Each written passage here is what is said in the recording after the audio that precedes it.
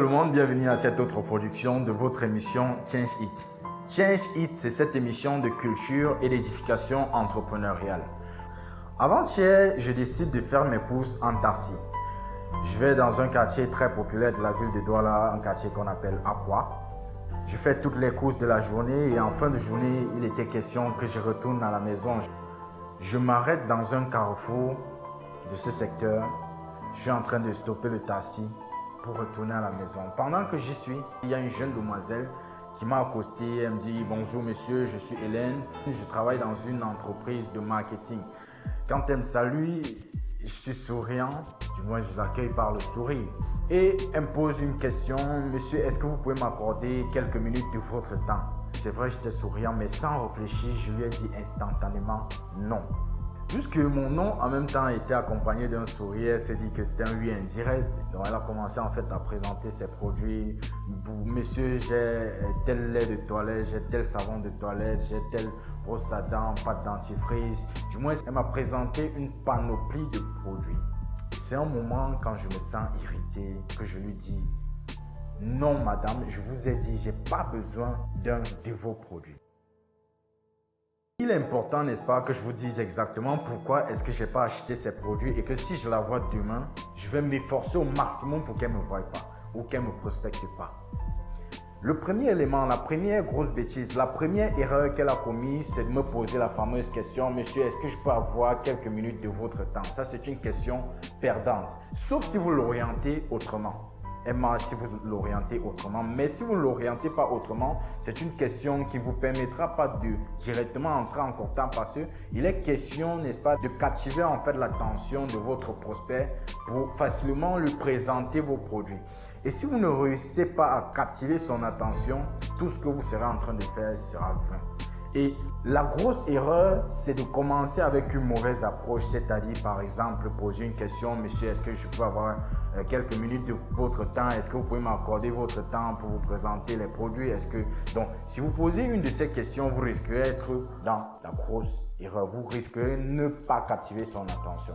Donc, ce que vous devez faire dans ce cas, c'est par exemple de lui faire un compliment. Parce que quand vous arrivez devant quelqu'un et que vous lui faites un compliment, lui il est réceptif, donc c'est genre merci, il est souriant, il vous dit merci et autres. Donc avec ça, vous évoluez progressivement, vous arrivez à captiver son attention et vous lui présentez directement vos produits. Et surtout quand vous êtes en train de présenter vos produits, c'est pas genre vous avez besoin de lui, c'est genre voici pourquoi il doit vous écouter parce que vous avez quelque chose plutôt pour lui. Donc, montrez-lui plutôt en quoi est-ce qu'il gagne dans la présentation que vous êtes en train de faire ou que vous voulez faire.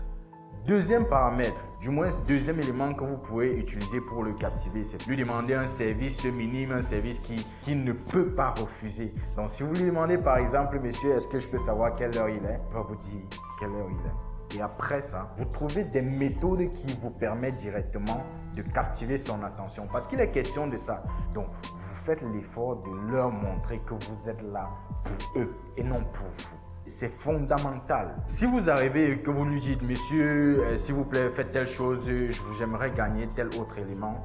Bon, ça peut passer, mais il va falloir que vous travaillez dur pour pouvoir captiver son attention, réveiller son côté émotionnel parce qu'il est secondairement question de ça. Donc, quand vous avez réussi à captiver son attention, il est également question que vous réveillez son côté émotionnel pour qu'il puisse prendre une décision d'achat.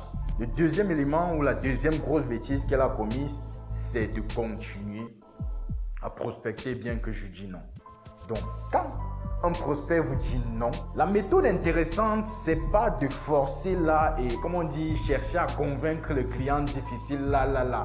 Non, il n'est forcément pas question de ça. Quand un client vous dit non et que vous êtes en train de forcer sur ce chemin-là, vous risquez facilement détruire complètement la relation qui pouvait exister avec lui. Parce qu'il y a une relation qui peut exister entre votre prospect et vous. Donc, il y a une relation que vous pouvez construire et en être bénéficiaire plus tard. Mais si vous vous battez en ce moment à détruire cette relation, vous n'allez pas gagner plus tard.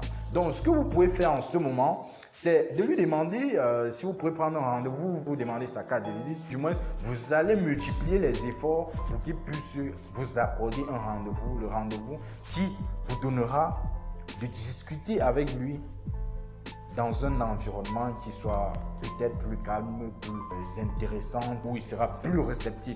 En ce moment, vous savez que vous allez facilement gagner parce que vous retournez travailler sur des questions qui vont l'amener à être intéressé par votre produit.